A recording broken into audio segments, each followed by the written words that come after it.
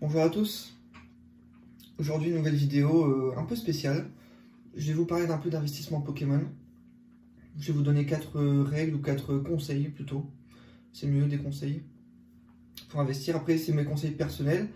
Donc après tout le monde ne procède pas de la même façon, tout ça. Donc voilà, c'est chacun le fait comme il le souhaite. Bref, donc je vais vous parler déjà de l'étape 1. Donc la première étape qui est très importante, c'est se définir un budget. Parce qu'en fait, moi au début j'ai vraiment investi, j'avais de l'argent, hop, je mettais dans Pokémon, j'achetais ci, ça, un peu n'importe comment. Alors c'est pas du tout ça qu'il faut faire, il faut vraiment s'ordonner, se mettre un budget, réfléchir sur quoi il faut investir. Donc par exemple on commence avec un budget de 100 € par mois. C'est très correct, hein, c'est déjà un bon début. Et on se dit, ben voilà, sur quoi je pourrais investir. Donc là, tu vois une carte qui te plaît à 100 €, tu te dis, oh, c'est cool. Je pense que les gens l'apprécient, donc elle va bien partir dans le temps. Donc tu mets tes 100 € dessus, mais c'est peut-être pas un bon investissement parce que ton budget c'est 100 €. Tu dis peut-être qu'il vaut mieux que j'achète, que je commence à acheter, je sais pas, 4 cartes à 25 € qui te plaisent, tout ça, voilà, et puis tu te dis ça c'est un bon investissement, donc tu investis dessus, ou 2 cartes à 50 €, enfin bref. Mais voilà, moi ce que je vous conseille c'est de ne pas mettre tout votre budget mensuel ou annuel sur une chose, parce que ça peut ne pas monter, le prix peut ne pas fluctuer comme vous le souhaitez, donc ça serait un peu dommage. Enfin, tu te dis j'ai investi 100 € sur une carte et au bout d'un an elle est à 105 €, au bout de 2 ans elle est à 108, 110. C'est pas ce que tu recherches. Enfin, investir 100 € pour 10 € c'est pas très très rentable. Vous pouvez peut-être acheter, je sais pas moi, 10 cartes à 10 € pardon, ou 2 box Pokémon à 25 ou 50 € ou quelque chose comme ça. Et voilà, faut pas investir tout son argent sur une chose. Ensuite, on passe à la deuxième étape. Donc il faut essayer de voir ce qu'apprécient les gens. Bon, c'est bien, hein, Dracofeu, Pikachu, Rayquaza, les Pokémon Shiny, les séries alternatives. Tout ça, c'est sûr, c'est des bons investissements. Mais après, sur le long terme, oui, c'est un bon investissement, mais enfin, voilà, c'est fait et refait. Et je vous conseille pas forcément de faire ça parce qu'en fait, vraiment, tout le monde fait ça. Enfin, n'importe qui s'y connaît un minimum dans Pokémon, bah, il se dit Dracofeu, je sais qu'il va prendre de la valeur. Le Pikachu, je sais qu'il va prendre de la valeur. Ou Destinocule, je sais que ça va prendre de la valeur parce que c'est une série qui a été beaucoup appréciée, donc tout le monde a investi dessus. Donc à long terme, ça sera rentable, ça c'est sûr, comme tout de toute façon, hein. Mais peut-être pas. Enfin, ce sera compliqué pour vendre parce que tout le monde en aura en fait, et c'est pas la meilleure des choses. Troisième étape, la patience. C'est très très très important les amis, parce que vraiment c'est le mot-clé. Il faut absolument être patient parce que voilà, tu te dis oh mon item il a pris 20 €. Je sais pas moi, ma figurine Jagger elle a pris 20 € en un an, c'est ouf. Ou en 2 mois, pardon, en 2 mois, allez, admettons elle a pris 20 € en 2 mois. Tu dis oh c'est trop bien, elle a pris 20 €. Mais au final, ça se trouve en 6 mois elle vaut le triple. Donc il faut vraiment être patient, et vraiment si vous souhaitez investir, il faut surtout pas être pressé de vendre. Et moi c'est ce qui m'est arrivé. Donc je vais vous raconter une petite anecdote. J'ai acheté 3 ETB, la voix du maître. Bon, une série archi claquée, mais il y a un Dracofeu, donc forcément, bah moi j'ai envie d'ouvrir de toute façon parce que je reprenais Pokémon depuis pas très très longtemps, puis c'est la première série alternative que je faisais. Donc j'en ai acheté. Les cartes forcément ne sont pas ouf, mais comme il y a Dracofeu, voilà, bon je le disais avant. Première ETB, j'ai rien, j'ai les 3 ultras, un Gardevoir V, enfin c'est pas ouf. Vous allez voir où je vais en venir. Ensuite, j'en ai une deuxième.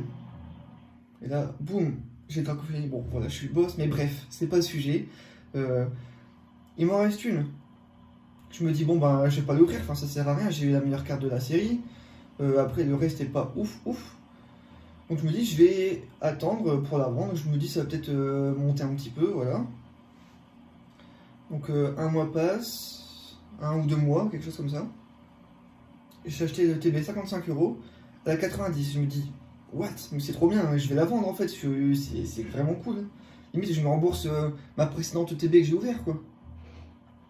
Sauf que, bah, erreur, et le truc c'est que maintenant, bah, je vais vous montrer quelque part ici, mais Maintenant, elles partent à 130 euros. Et voilà, et c'est vraiment, faut être patient, parce que voilà, moi, c'est une erreur que j'ai fait, et pas que je regrette, parce que bon, au final, j'ai pas perdu d'argent, mais j'aurais pu en faire plus, quoi. Et c'est ça qu'il faut se dire, c'est qu'il faut vraiment être patient.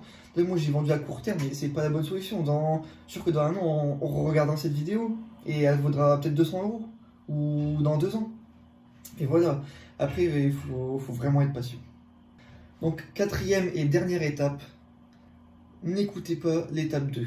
Voilà, investissez sur ce que vous aimez vous, c'est le plus important, vraiment, et vraiment, c'est très très très important. Investissez sur ce que vous aimez.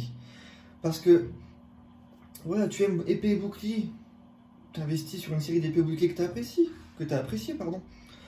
Pourquoi? Ben parce qu'en fait, je sais pas, moi, regardez, j'ai toute ma collection qui est ici, et quand je passe devant, je suis content de l'avoir. Alors que je vais pas acheter une carte toute claquée ou un item moche, mais parce que je sais que les gens ils vont aimer, juste pour juste comme ça, et voilà, et je me dis, en fait, c'est pas si beau, c'est pas ce qui me plaît. Alors que là, je sais pas moi, t'aimes Ronflex, ben investis sur Ronflex. Je sais pas moi, comme je disais avant, t'aimes les séries épée bouclier, et ben, au pire, même si elle prend pas autant de valeur que tu le souhaitais, je sais pas, t'as acheté une display 160, avoue que 180 au bout d'un an, t'as investi comme 160 euros, t'as gagné 20 euros. Bon, c'est très rare que ça arrive, mais même au pire tu l'aimes cet item, mais au pire tu peux l'ouvrir, ça te fait plaisir. Donc il faut vraiment investir sur ce que t'aimes, et puis quand tu passes devant le matin, tu te dis, ah oui c'est cool, j'ai une belle display, elle est sympa. Voilà. Donc vraiment investir ce qu'on aime, parce qu'après, voilà, t'aimes Ronflex, bah t'investis sur Ronflex. Mais t'aimes Florizard, t'investis sur Florizard. T'aimes Liputo. Non, peut-être pas en fait. Non, abuse pas, gros, abuse pas. Mais bref, voilà tout ça. Bon, je rigole un petit peu, mais voilà tout ça pour vous dire qu'il faut vraiment investir sur ce que vous aimez. Moi, là, j'ai acheté des items diamants et perles. Et j'ai acheté du platine, voilà, j'ai que ça, j'ai plein d'items. Enfin, là, j'ai des boosts, enfin, j'ai des cartes PCA, j'ai des boosters qui sont juste là, voilà. Mais je les ai payés 4 fois le prix d'il y a un an. Voilà, un booster, il coûtait 25 euros, maintenant il coûte 100 euros et je les achète. Mais parce que ça me fait plaisir en fait. Et c'est le principe. Moi ça me fait plaisir. Et quand j'arrêterai, ben j'aurais pas perdu d'argent. Hein. J'aurais gagné de l'argent, peut-être beaucoup, peut-être un peu moins, mais au final, c'est un thème que j'aurais apprécié pendant que je vivais ma passion Pokémon. Voilà. Après, forcément, pour les investisseurs, ce conseil-là, il est nul, je me doute, mais voilà, moi, c'est mon conseil personnel et c'est ce que je ressens et ce que je trouve qu'il faut faire quand on aime Pokémon. Après, pour les investisseurs purs, ben, voilà, ils aimeront pas ça, c'est sûr. Enfin bref, tout ça pour vous dire que faites comme vous le sentez et vous pouvez écouter mes conseils. Et après, il y a pas d'autres personnes qui font ça en ce moment. Et voilà, chacun a une personnalité différente et des avis différents. Et voilà, faites-vous votre propre avis en fonction de cette vidéo, mais réfléchissez-y de votre côté à vous. Et voilà. Sur ce, je vous dis à la prochaine. Tchuss les potes, salut.